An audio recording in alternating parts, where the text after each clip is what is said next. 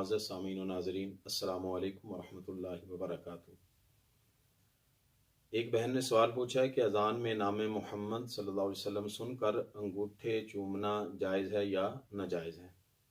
تو پیاری بہن، اس میں کوئی دوسری بات نہیں ہے کہ نبی پاک علیہ الصلوۃ والسلام کا نام نامی اس میں گرامی جب بھی سنیں اس وقت آپ انگوٹھے چوم کر آنکھوں کو لگا سکتی ہیں۔ یہ بالکل جائز عمل ہے اور مستحب عمل ہے، لیکن اس بات کا خیال رہے کہ اس وقت آپ حالت نماز میں نہ ہوں اور قرآن پاک کی تلاوت نہ کر رہی ہوں، یا کسی ایسی حالت میں ہوں کہ جس حالت میں انسان ہوتے ہوئے سلام کا جواب نہیں دے سکتا یا بولنا گناہ ہے، یعنی جس طرح انسان واش روم وغیرہ میں بیٹھا ہوتا ہے۔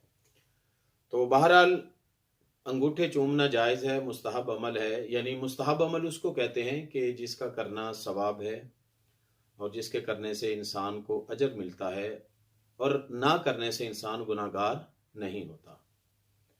ایک مثال دیتا ہوں، جس طرح ہم وضو کرتے ہیں اور وضو کرنے کے بعد وضو کے 2 نفل پڑھتے ہیں جن کو ہم تحیۃ الوضو کہتے ہیں، تو یہ تحیۃ الوضو جو ہیں یہ مستحب عمل ہے۔ کوئی کرے گا تو اس کو ثواب ملے گا، اور اگر کوئی نہیں کرے گا تو اس کو گناہ نہیں ملے گا۔ اور مستحب عمل جو ہوتا ہے اس کو فرض یا واجب بھی نہیں سمجھنا چاہیے، اور دین کا لازمی جز اور لازمی حصہ بھی نہیں سمجھنا چاہیے۔ یعنی انگوٹھے چومتے وقت اس کو ایک مستحب عمل ہی سمجھنا چاہیے کہ اگر ہم نے انگوٹھے چوم لیے تو ہمیں ثواب ملے گا، اور اگر نہ چومیں تو انسان گناہ گار نہیں ہوگا۔ اچھا، اگر کوئی سوال کر دے جی یہ آپ انگوٹھے چومتے ہیں تو یہ کہاں پر لکھا ہوا ہے، کس نے چومے، تو اس کے اوپر کافی زیادہ احادیث موجود ہیں اور دلائل موجود ہیں۔ ایک تو بڑی معروف حدیث ہے، سیدنا آدم علیہ الصلوۃ والسلام جب فرشتوں نے سجدہ کیا تو انہوں نے عرض کی باری تعالیٰ یہ اتنی تکریم، یہ عزت کس لیے؟ تو فرمایا اے آدم تیری پیشانی میں نے اپنے محبوب صلی اللہ علیہ وسلم کا نور رکھ دیا۔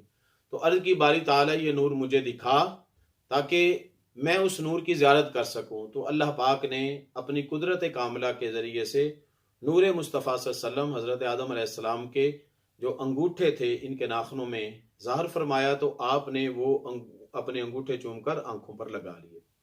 اس کے علاوہ امام دہلوی نے حضرت ابوبکر صدیق رضی اللہ تعالیٰ عنہ سے یہ روایت نقل فرمائی ہے کہ ایک مرتبہ سیدنا صدیق اکبر رضی اللہ تعالیٰ عنہ نے جب مؤذن کو اذان پڑھتے ہوئے سنا اور اشہد ان محمد رسول اللہ صلی اللہ علیہ وسلم کہ یہ کلمات سنے، تو آپ نے یہ کلمات دہرائے، اور یہ کلمات دہرا کر آپ نے یہ کہا رضیت باللہ ربا وبالاسلام دینا وبمحمد نبی صلی اللہ علیہ وسلم، اور یہ جملے بولے اور اپنی شہادت والی انگلیاں، انگشتان شہادت جو ہیں، شہادت والی جو انگلیاں ہیں، ان کے پورے چوم کر ایسے پورے چوم کر آنکھوں پر لگا لیے۔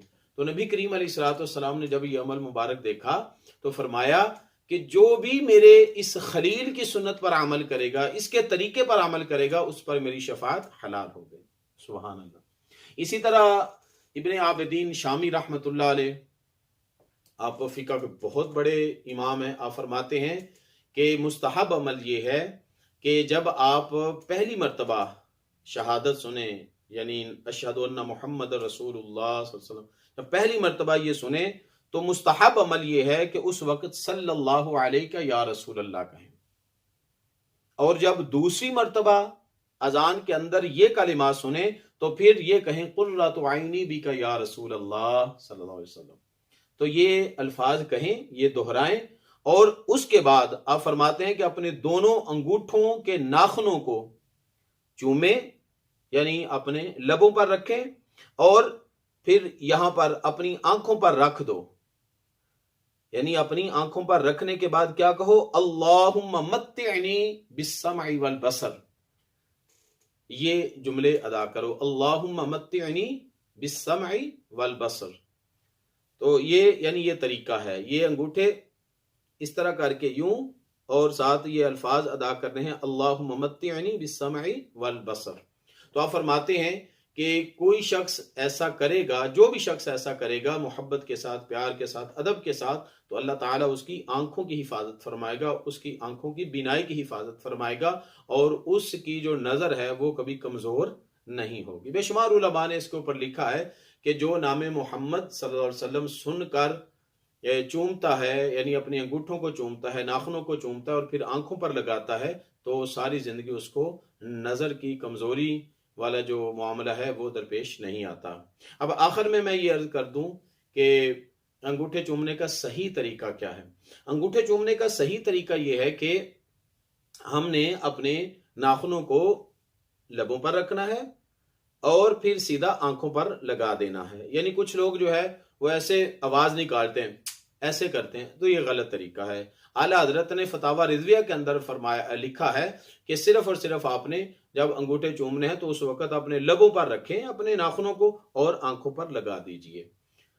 ایک تو یہ بات ہے کہ آواز نہیں آنی چاہیے، تو اور دوسرا اس کے اندر کیا ہے، بہت ضروری جو ہے، کچھ لوگ ایسے کر دیتے ہیں، یعنی ایسے کرتے ہیں اور پھر ناک کے اوپر ہاتھ لگا کے پھر آنکھوں پہ لگا دیتے ہیں، یعنی وہ رواجن یہ کام کرتے ہیں ایسے۔ یہ طریقہ بالکل غلط ہے۔ دیکھیں نبی پاک علیہ الصلوۃ والسلام کی ذات اللہ کی ذات کے بعد سب سے بڑھ کر ہے۔ جس طرح ذات مصطفیٰ صلی اللہ علیہ وسلم سب سے بلند ہے، اعلیٰ اور عرفہ ہے، اسی طرح آپ کا نام نامی، اسم گرامی، یہ بھی سب سے اعلیٰ اور افضل ہے۔ تو لہٰذا آپ کی ذات کی بھی بڑی برکات ہیں اور آپ کے نام کی بھی بڑی برکات ہیں۔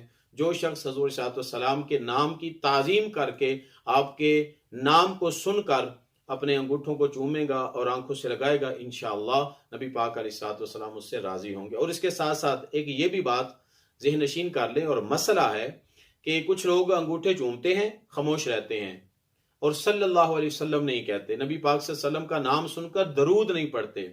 نبی کریم علیہ الصلوۃ والسلام نے ارشاد فرمایا، بخیل ہے وہ شخص جس کے سامنے میرا ذکر کیا جائے، میرا نام لیا جائے اور مجھ پر درود نہ پڑے۔ یعنی جتنا اہتمام ہم انگوٹھے چومنے پر کرتے ہیں، اس سے کہیں زیادہ اہتمام ہمیں حضور علیہ الصلوۃ والسلام کا نام نامی اسم گرامی سن کر حضور کی ذات پر درود پاک پڑھنے کی کوشش کرنی چاہیے، کیونکہ اگر ہم انگوٹھے نہیں چومیں گے تو گزارا ہو جائے گا، لیکن اگر حضور کا نام نامی اسم گرامی سن کر درود نہیں بھیجیں گے تو گزارا نہیں ہوگا۔ تو اس لیے انگوٹھے بھی چومیں اور ساتھ نبی کی ذات صلی اللہ علیہ وسلم پر درود پاک بھی بھیجیں۔ اللہ پاک ہم سب کا حامی و ناصر ہو۔ والسلام علیکم ورحمۃ اللہ۔